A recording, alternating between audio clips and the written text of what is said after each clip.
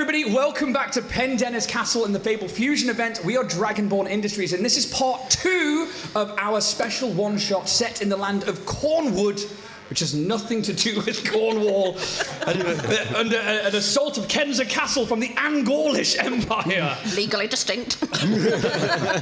Can you, like, copyright England? Someone's probably tried, right? I imagine so, because, like, could you do that? I think someone's probably tried to do something like that.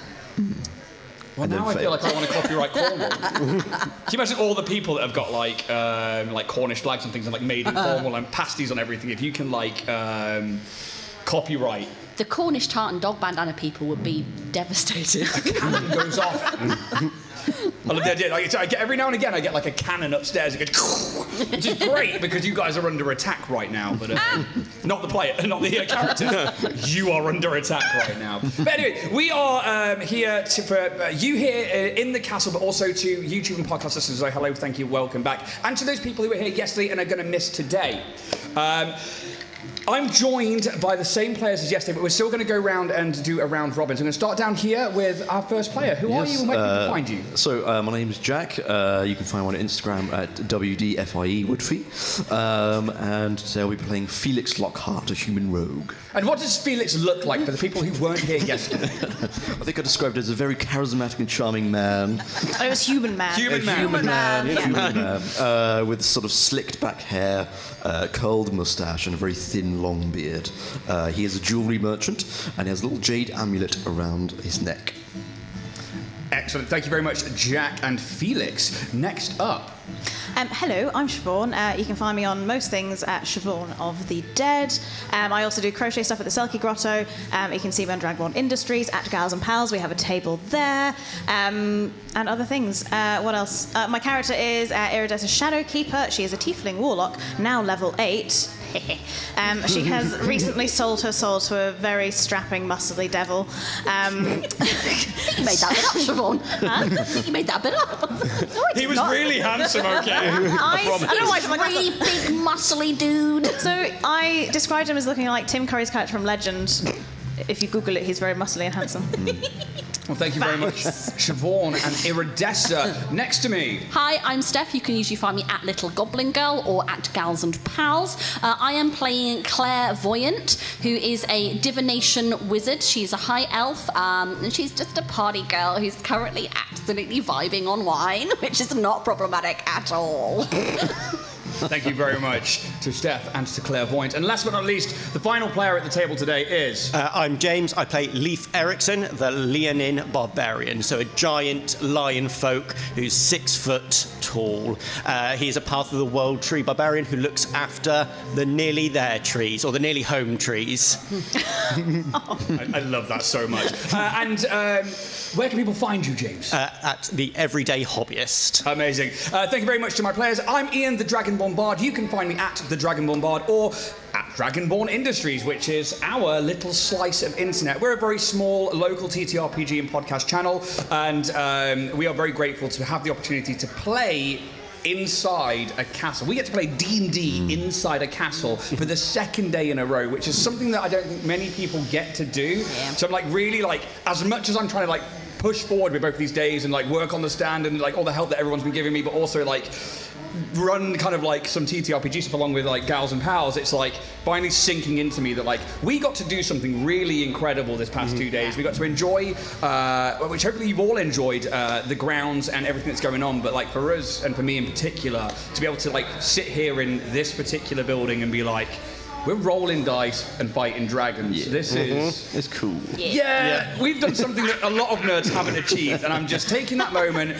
to really kind of let that sink in for a minute. So thank you very much to Game On Cornwall for putting this on with Fable Fusion, and to English Heritage Pendennis Castle for letting us take over this room and be nerds again for the day. But with no further ado, we should probably jump into the second part of this adventure. We return to the kingdom of Cornwall as Castle Kenza and the festival of the solstice within the castle grounds that is open to the local populace, that is celebrating the summer long days and the armistice between the Angolish Empire and the Kingdom of Cornwall. However, Princess Rowena, a member of the royal family, has invited a few individuals to the castle library to partake in some deeper drinking. That happened, and while our party was enjoying the frivolities of expensive wine, the Angolish Empire attacked the castle. This came suddenly and with a surprise attack from a particular knight known as Sir Mallory of Ill Omen. They broke through after a trebuchet hit into the castle, into the library where our party was partaking in wine, and Clairvoyant found themselves desperately drunk. Woo!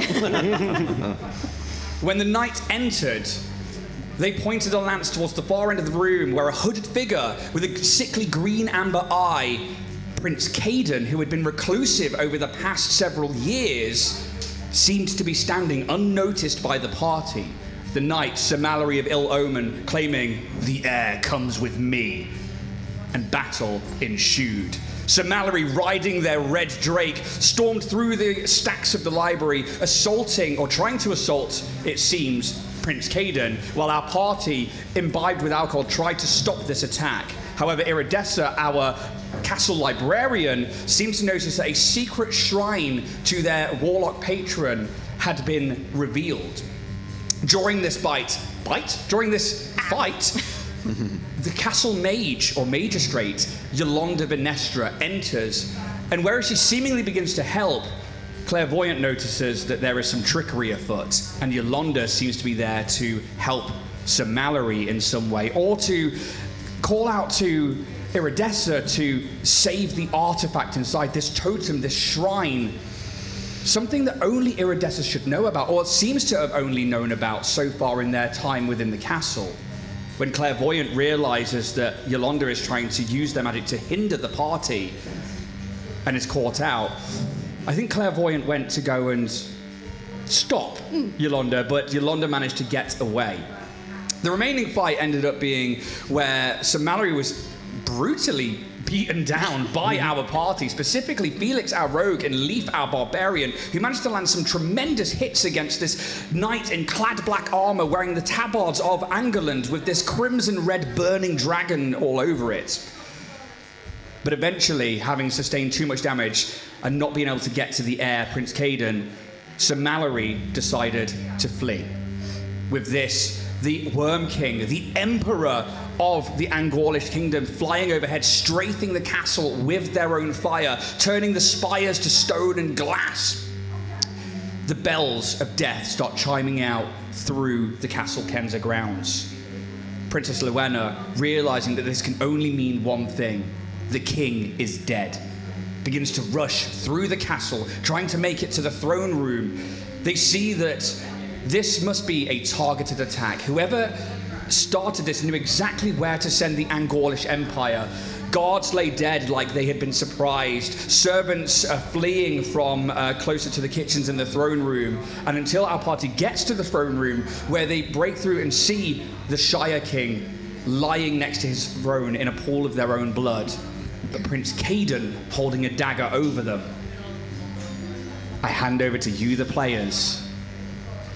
As Rowena, the princess who's with you, kind of just stops for a minute and is just flabbergasted and in shock as she's just open-mouthed staring across the throne room at her brother, hood still up, dagger in hand over the body.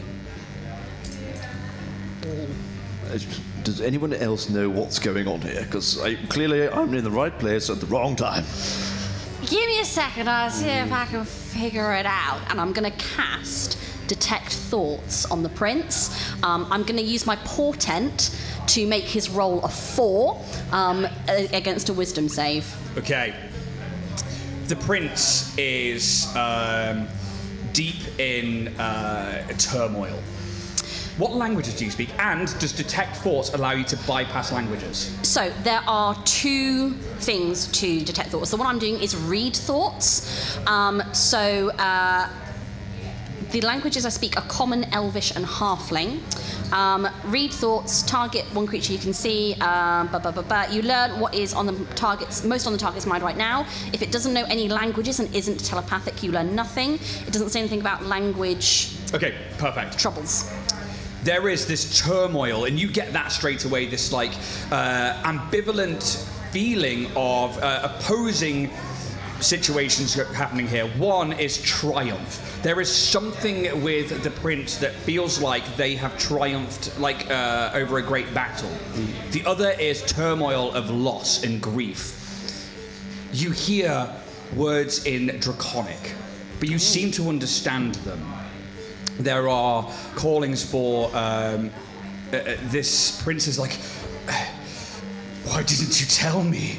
Why didn't I know? And then at the same time, it's almost like an overriding narrative of mother never told me, and you always kept it from me. And then you hear, they kept it from you. Kind of playing underneath all of that. And like it kind of is leading them down this road, almost like somebody pulling at the right strings. That is concentration for the next minute. Okay, so good to know. That's there. I'm like, is Luenna with us? Luenna is there, and you can see that she is like the great axe in hand, and she is just like, brother, what have you done, brother? And you see Caden is like, he drops the dagger, and his hands go up, and like he pulls at the hood around his head, and you see as it slips away. The first time I think any of you have seen Prince Caden in the full light, and you see a twisted, half-human, half-draconic look. Their head is warped with red scales and a horn on one side, where the other side is like a drooping human sallow skin. These green and amber sickly eyes kind of pierce out from under the hood, and as the hood falls back, you see that they're half-dragon. And they stumble back, and although they're hunched, they look strong, and like one hand as it comes free is like taloned, and the other one is like a regular human hand, like caked in the blood of their father. As they stumble back, it's like, I couldn't. He kept it from me. I didn't. They didn't. The last giant is dead. Girl, your brother is like really going through it right now. Just a little root around in his head. Any family secrets that like kind of you might know about? Okay, you're trying to root around in Prince Caden's head here. So that's obviously I'm trying to tell Luenna that's what I've picked up. Okay, actually, give me a persuasion check, please. Okay. I will also allow you to make a Constitution saving throw first, because a lot has happened since you drank, and I would say the adrenaline by this point. Natural 20 on my Constitution. Ooh. You sober up real quick. I love rooting around in people's minds. It's really sobering. I'm at 12, 13, 14, 15, 17 on persuasion. Okay. Luenna is like, my brother, it's a closely guarded secret of the castle, but 26 years ago, when the last time that the Angorlis attacked, my mother was kidnapped. Sharks. And you can all make actually a history check at this point. When my father and Sir Dalton went on the Crusades to recover her, she came back with child. Scandal. My brother is half dragon. No. And yet he is, and you see for a moment, there is like a pained look on her face where she's like, and yet he is still the heir to the throne here. And then she's like, looks down at the Shire King lying dead in a pool of his own blood. It was father's last wish for my mother, who died before coming back. And like you can see that like she both looks both sorrowful and angry, and you hear in his thoughts, like, Mother, is he really my father? And you hear a dragon overhead roaring as the castle is still being attacked by the Worm King. History checks, please. 21. 21. 25. 25. You 17. get advantage on this. 17. 17. 13. 13. 26. 26. Okay, for you two over here, and I think mainly because Felix is a merchant of the land, you've maybe travelled and heard the stories of Cornwall and the Angorlish Empire and Angerland. For Iridessa, you're the librarian of this particular castle. You know its history. You've read its history through tomes within the stacks. 26 years ago, the Angorlish came down and kidnapped the Queen to try and hold Cornwall to ransom, to get it to bend the knee to the Angorlish and to the Angorlish Empire. Sorry, it's damp in here and now I'm starting to drip. I apologise. When that happened, they kidnapped the Queen, squirreled her away, and the King set out on a crusade to go and recover the Queen. This campaign lasted a couple of years, and when they came back, the King came back without the Queen, well, with the Queen's body and a child. The child was human, fully human, and this Prince Caden apparently, as far as you are concerned as history that is written, the Queen fell pregnant on the journey back, and the King and their new heir, when the Queen died, brought them back, and that became the standard that Prince Caden will rule next and everything should be as it is. But in recent years, Caden has become absent, not being seen in public, and anytime they are hooded or cloaked and not really seen. For Clairvoyant, anytime that you, and Leaf actually, anytime you have hung out with Lowena and her brother comes up, she seems angry and also put out of place. She's a very proud princess. She is not your typical princess, as we've learned. She is not like ball gowns and satin. She is a tourney fighter and a brawler.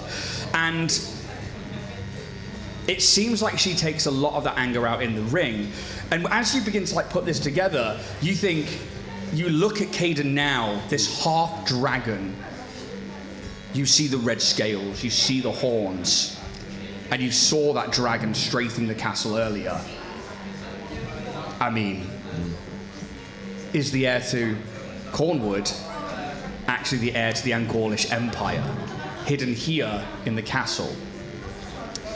But they stumble back, and the knife is on the ground, they clatter to the floor. Lowena is like, brother, what did you do? Why did you do this? And he is just, he's just screaming in the corner.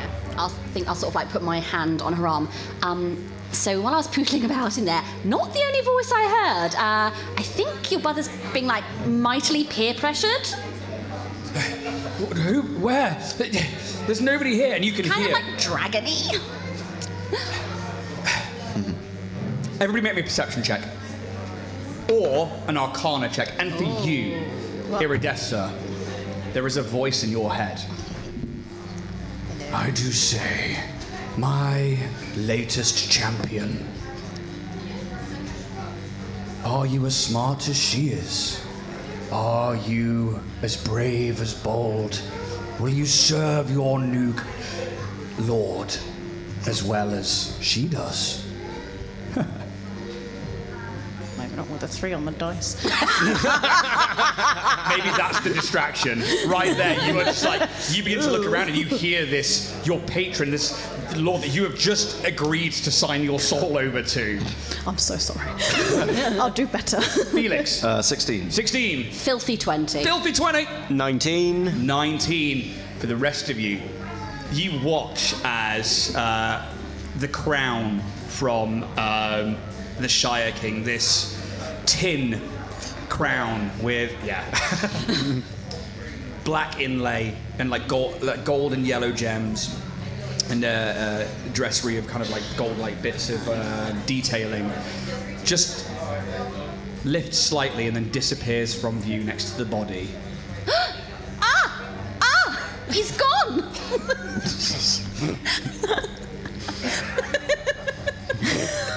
I'm not sure what to do here. I'm a little out of place, so someone give me some direction here. Ice knife. Okay, you can make so at the general area. Yeah? At the area where I saw the thing disappear. Okay, you can make an attack roll. They are invisible, so you will be at disadvantage. Yeah, sure. I'm going to use my heroic inspiration. Excellent. Oh, it's still not fantastic. It's an 18. Ooh. It smashes into the area where you saw this crown disappear, and then it explodes. Yep. I do need... It's a dexterity save, right? So on the explode, it is a dexterity saving throw. So for the first time today, I need the audience to roll me a dexterity saving throw. So whoever would like to roll a d20 for me, please feel free to just grab it right there and give us a roll. Oh, everyone's being polite again today. There you go. Give it a roll. Tell us what we get. 9. A 9, okay. And with a saving throw bonus of... So it's 18 they got to beat. It is a fail. That's going to be 3 points of cold damage. Okay, so with this explosion, and actually, how does this spell look? So it's essentially, I think it works a little bit like a pepper spray. Yeah, it's basically like arcane glyphs sort of like roll around Clairvoyant's fingers as she kind of just goes outwards at the general vicinity as this blast of icy blue mixed with purple kind of forms this icicle-looking beam as it then shatters in this like mist and spray of cold damage. Okay, so as this goes off, you watch the ice and form up the side of an invisible creature, and you hear, oh, you have been troublesome today. You are going to roll initiative for me, please. I need an initiative roll, please. So somebody grab a d20, and there are people going for it. There we go. Here we go. So our mage, Yolonda Vinestra, seems to be present.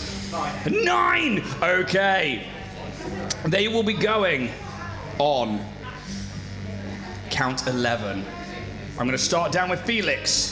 16. 16, okay. Give me 2 seconds to write that down because my notes no longer work. Iridessa. 11. 11, okay. What's your dexterity modifier, please? Ooh, where is it? Sorry, bear with me. You are quite all right. +0. You will be going at an initiative count 10. Cool. Iridessa. Oh, my notes. Clairvoyant. 12. 12. Excellent. And Leaf. With a natural 20, 21. Wow. Ooh. What a waste. 21. And I need one more roll, please, for Princess Luenna. 7. It's a really And I think good that's roller. fitting because she is in shock. There we go. So, as you see this ice crawl up the side of this invisible figure, and then quickly you watch a hand brush it off, then disappear back to invisibility, and you hear the, well, haven't you been troublesome today? In this stern, elven mage's voice. At the top of the round, Leaf, you are up. You see Leaf kind of what was before confusion and what's going on, and then Claire suddenly reveal this hidden creature, kind of like, you killed our king. Why? And you just see the rage, like what was once dissipating when he was coming through the room, start building again. The muscles start rippling, almost with like branches of trees as they become thicker, as he starts charging over. How many building- C's thicker? 4. Oh, Wow. I say. Family friendly, James. I know. He draws the maw out again as he goes to hit where the ice has started to freeze the person in place. Okay, they are still invisible. You will have disadvantage on this roll. Oh. That was a natural 20, but before that was a 14. Excellent. 8, yeah, I know. Plus 8, Jack, maths. 22. Is still going to hit. Yay. Cool. This could be bad straight away. Mages, not renowned for their hit points. So that's a 2 and a 4, so that's 6. That's 11 points of bludgeoning damage. Okay, as you smash it, you go, "Ah! Oh, you filthy rat!" You just hear this invisible voice, big hit. Mm-hmm. You just go, ha ha, that's just the first. As he kind of goes with a backswing. Okay. 8. Oh.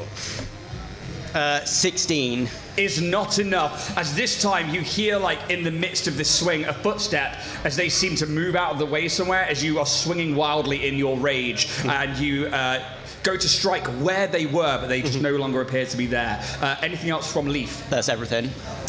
Felix. Are there any pillars in this room that I can hide behind? There are 2 pillars about in the centre of the room. If you imagine the room we're in right Sure, here, yes. almost in fact, an octagonal-like throne room, there are 2 pillars situated in the centre. They're not going to provide much cover, but you might be able to get a little hide in. I would like to try to hide behind one of them. Okay, you rush on over. Give me a stealth check, please. Okay. Natural 1. 16 on the dice, 4. Damn Damn it. That's 25. You think you're pretty well hidden. Okie dokie.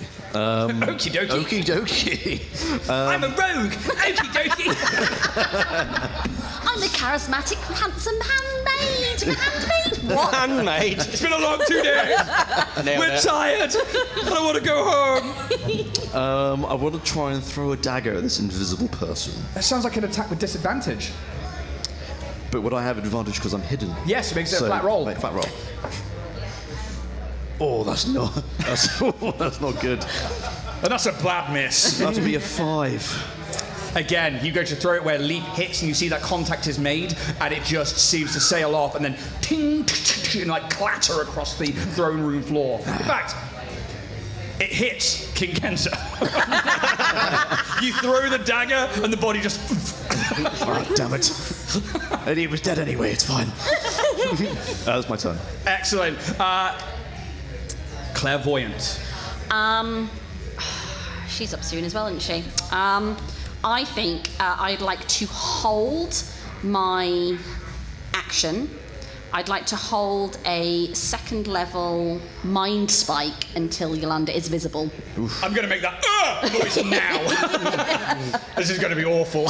Yeah, I think this purple arcane eye opens up on her forehead just very faintly and starts to like charge. I like that a lot. Thank That's I like magic flavour. also a clairvoyant with a 3rd eye. Yeah, Take right. another point of heroic inspiration. Thank you, Ian. Praise, yes. I like that. That was pretty cool. You hold your action, this eye blinks open on your head. Yolanda. Well, it appears I have a competitor in the room.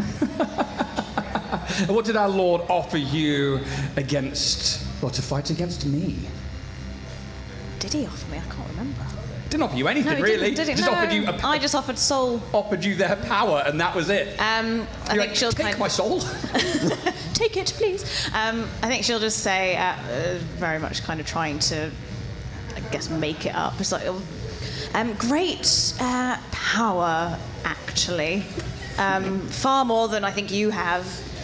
And you hear her, she's like, our Lord is the Lord of deals, and you seem to not understand that. Yes, I do.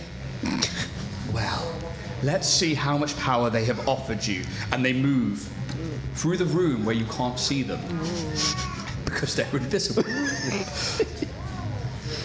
But you see a small bead of orange from near the door into life. And as they do, flames seem to erupt, and a person steps out of them. Oh. As their invisibility drops as they cast a spell, Oh. and Yolanda steps out of what looks like hellfire back into reality with a small bead of orange. Goodbye. Flicks it into the room. Can they make me a strength saving throw so they've made themselves visible? Okay. I need somebody to make a strength saving throw, please. If somebody could roll me a d20. Oh, if I do, go for it, go for it. God. There it is. Oh, 18. And it passes. -1 for a 17. Still passes by 1. What is it you were trying to achieve here? So it's the branches of the tree. When I am raged and someone within 30 feet of me, as a reaction, I can teleport them into a space 5 foot away from me. Their speed drops to 0. That's horrible. Yep. I'm glad that didn't work. Yolanda steps out and says, goodbye, and she flicks this bead towards you. And a fireball erupts in the middle of the throne room. I need everybody to make a dexterity saving throw. And Princess Luenna, please. Can somebody roll me a dexterity saving throw for the princess? Somebody give me a d20. For Christ's sake. It's a fail from Luena. Oh. Filthy 20. Filthy 20, succeed. 17. Ooh, succeed. Oh. 20. Success. 6. Failure. We are going to roll 8d6. We're going to begin, and we're going to have to do this one at a time because there's only one d6 over there. So we can do the whole front row if you wish. So the first one, Jack, you get to do some maths. Get ready. 6. Keep it in. So Jack is known as the maths boy on our channel. Go on, let's do the next one. Jack, you ready? That's a 4. That's a 10, everyone. That's a 10. Oh, 16. 22. Come on, let's keep these sixes going. No. Oh. That's a cocker. That's a cocker. Roll it again, try and get a 6. 24. Come on, then we've got 2 more to go after this. Who else wants to roll a d6 for us and kill our party? Oh, come on, come on. 26 we're at. 26, we've got 1 more after this one. Let's roll it up. Come on then, let's go. 28. Another 5, that's 33. I'll have a pee, please, Carol. You take no damage whatsoever. Do I not? So, Because you are already resistant to fire. Yes. Somehow, this doesn't seem to bother you at all. but I wanted to do Hellish Rebuke. You still can. I was going to ask, but I didn't want to be cheeky. No, you feel Yeah, this boy. fire. This fire feels familiar, like a landscape around you from a burning red sand barren plain of hell. Brimstone and ash fill your nostrils, but the anger also is there. This isn't just an enemy, this is now a competitor. Oh, God. How exciting. The rest of you, if you succeeded, will take half damage. If you failed, you will take the full lot. What's the half, Jack? 16, everyone. As a TTRPG GM, what's fantastic is having rules lawyers and mathematicians at the table that just keep me in check. I'm just like, this is great. I literally just have to tell a story and roughly know things. And they're like, actually, I'm like, excellent. I'm all for the rules lawyers and the mathematicians. I suggest you all have them at your tables. This fireball erupts and brimstone, the smell of brimstone fills the room. This is not just magical fire. This is fire from the hells itself. And Yolonda. This has been a fun day. What a festival. And it's the first time any of you have seen this mage really kind of showing any like enthusiasm. Usually they're bored and stoic, but now in the chaos they seem to be in their element. And they stand by the entrance to the castle throne room. And they're visible, right? And they are visible. And can I also Hellish Rebuke? Go for it. So it's a wisdom saving throw. Wisdom saving throw for our mage, please. If somebody wants to roll a d20, go for it. Then go on, go here. You're all good. Oh. Oh dear. Goody. So, Mind Spike, the purple energy kind of reaches a crescendo, and I drive a spike of psionic energy into the mind of Yolanda. So it's going to be 3d8's worth of psychic damage. With a natural 1 on the failure, max it out. Ooh, so what's 3 times 8, Jack? And that is 24. 24. Okay. I've got to do maths on myself now. Okay. Oh, so also, I now, because of that, I will always know the target's location until the spell ends, whilst we're still on the same plane of existence. Whilst I have this knowledge, she cannot be hidden from me, and if she has the invisible condition, it gains no benefit from that condition against me. Excellent. They are stood at the throne room doors, just so you're aware of exactly where they are. Can I get my Hellish Rebuke off, please? And also? now you can get your head Yay. off. We'll get things in order. Tell us what happens. It's like you feel this anger, but also this like joy of chaos now. There is, from the order of our librarian, there is something deep that stirs and awakens in you, where the chaos now that it's all happening around you. Maybe you sense that like, I like this. Oh dear. Hey, you went dirty with that in your mind, not me. Yes. Yeah, I think it's kind of that competitive spirit. It's not something she really felt before. She's been very much alone, and she's like almost like mad with the power of it. So she will have to do for Hellish Rebuke. Sorry, give me 1 second because everything's in a different place. It's a dexterity saving throw. The save DC will be a 14. We must make another dexterity saving throw, please. If somebody could roll me a d20. Anyone? Yeah, everybody waiting, and then all of a sudden everybody on the same time. 16. God damn. With a +2, that is an 18. Yeah. Do you take half damage on Hellish Rebuke?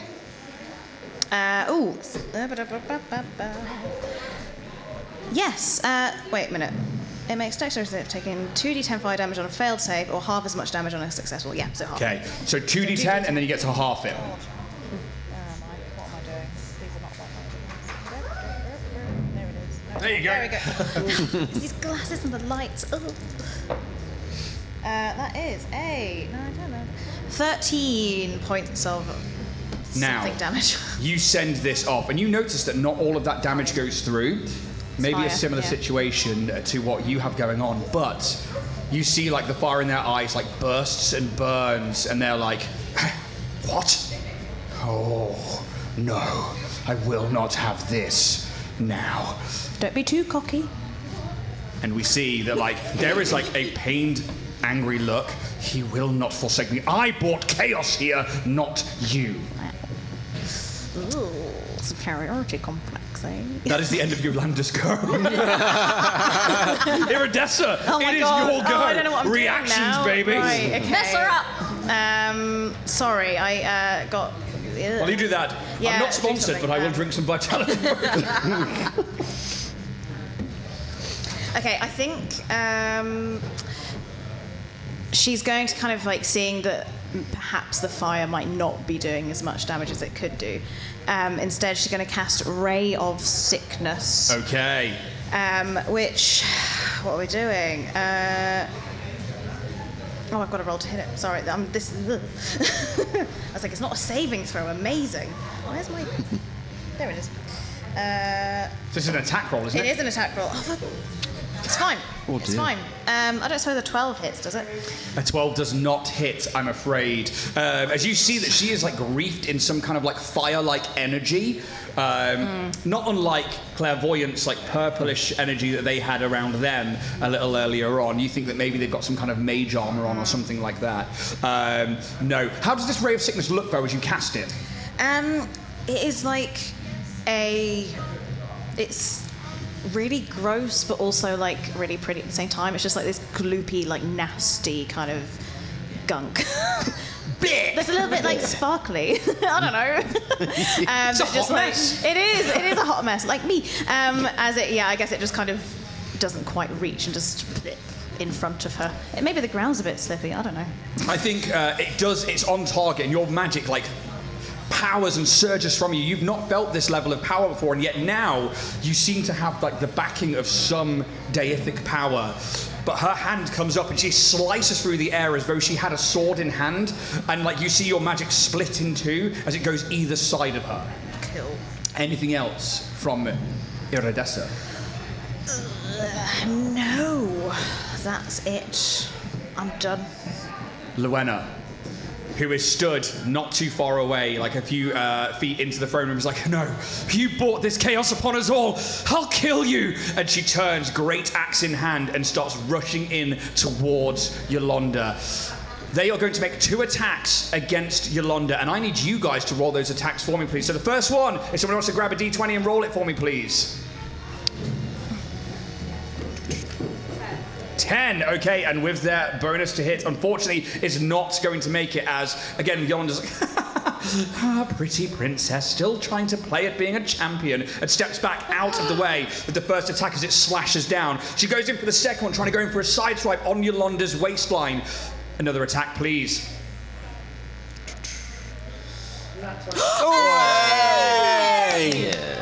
Oh dear. Slay, princess. Whew. your great axe that you handed her was 2d6, right? Great axe is a d12. A d12. So how we normally do crits is we max the damage, we add the modifiers, and then we roll again. So a d12 plus their strength modifier, which is a 4, that is going to be 16. Then I need somebody to roll me a d12, please. If somebody wants to grab that. Yeah! 4, and they get on top of that one another 4, so it's 8 points on top of 16, which takes it to 24, Jack, I believe. Indeed it is, yes. 24 points of damage as it strikes in, going past that mage armor, shattering those flames as they begin to and flicker to one side, almost like a fiery second visage of Yolanda steps out of the way as this attack lands. She's, and you just see blood beginning to pool at her side of this deep blue gown that she's wearing and dripping onto the floor. She's and she looks very angry. And Luena is like, I'll kill you for this. You've brought ruin to our land. That is the end of Luena's go.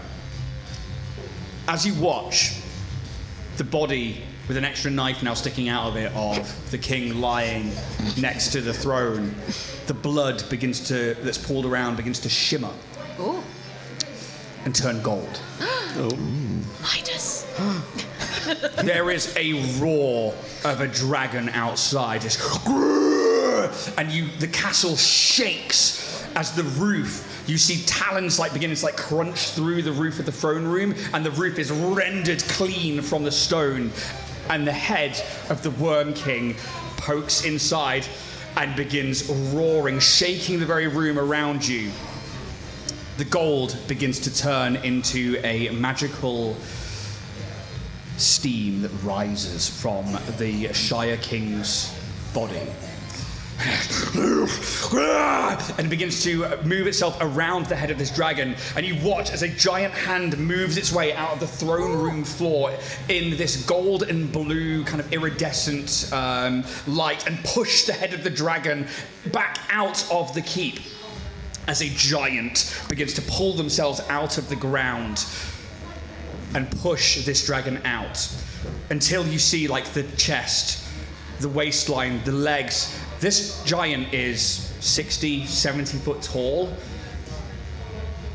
non-corporeal, and seems to yet be making contact and pushing the Worm King out of the throne room. You see on its head this tin crown, and you hear in a language that maybe a lot of you don't know, just these words booming out across the town and the castle. And Luena is like, Father, as there seems to be some magical giant now fighting with the Worm King outside of the throne room, clashing blows with this gargantuan red-scaled emperor. At the top of the round, Leaf. Seeing when Luena get the natural 20, he's like, that's my Wenna. He then runs up. Bear with me, my characters have all disappeared. Runs up and is going to try and make a reckless attack. Yeah, let's go for it with advantage. That's 3. Good. And that's a natural 1 for an 11. 11, I'm afraid, is not going to miss with the first attack. Going reckless with the second? Yes. With the 4, that makes it as 12. Did you roll with advantage yet? Not on the second one, it's only on my first attack. Can you not go reckless on both of them with 2024? It says with the first attack. Oh, there we go, learning some new rules today. You go to swipe in, and again, this fiery energy that's around them comes back in front of them and seems to block some of these attacks. It's you are just a lower form of life. You stay the hell away from me. And you can see she is charging magic in her hand and pointing it towards you. Anything else from you? That's everything. Okay, Felix. She is looking quite bloodied. Okay, I think at this point, missing the dagger the first time, is going to run up to Yolanda and try and have his way with melee. Right. Just to... Calm down. Hey, whoa, that wasn't me. Come on now. And we'll try and go in for the attack with the dagger. I don't know if you've met me, but I'm a merchant. Go for it. Charismatic man. human man. I'm a charismatic human man. Angela Lansbury.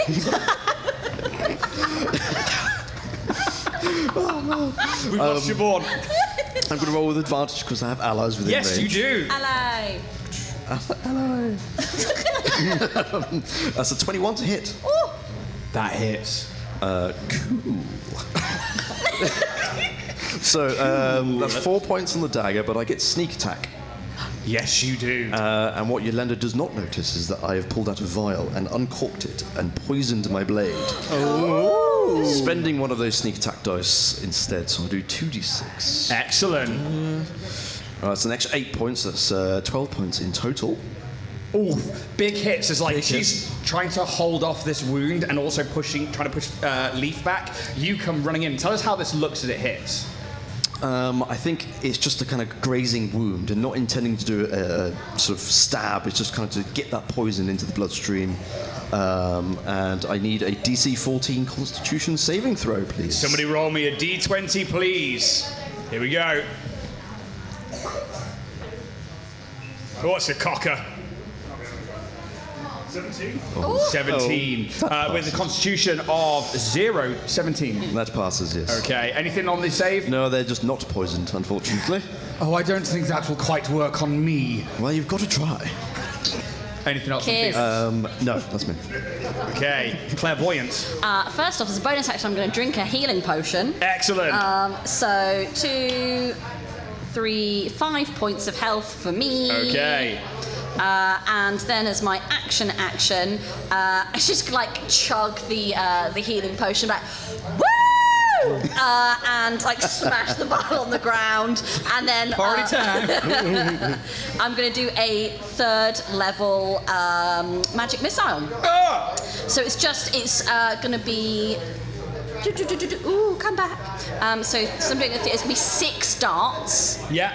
of magical force that just hit. They do. There's no and saving I think throw. she's like pew pew pew pew, sending them out. So it's going to be ready for maths, Jack? Sure. So that's 4 Yes.